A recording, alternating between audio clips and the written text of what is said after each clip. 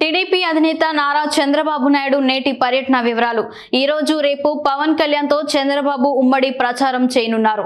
నేడు తణుకు నిడదవోలులో ఇరువురు నేతలు ప్రచారం చేయనున్నారు। ఈ రోజు మధ్యాహ్నం హైదరాబాద్ నుంచి హెలికాప్టర్లో నేరుగా తణుకు చేరుకుంటారు। తణుకులో జరిగేటటువంటి రోడ్ షో బహిరంగ సభలో పాల్గొంటారు।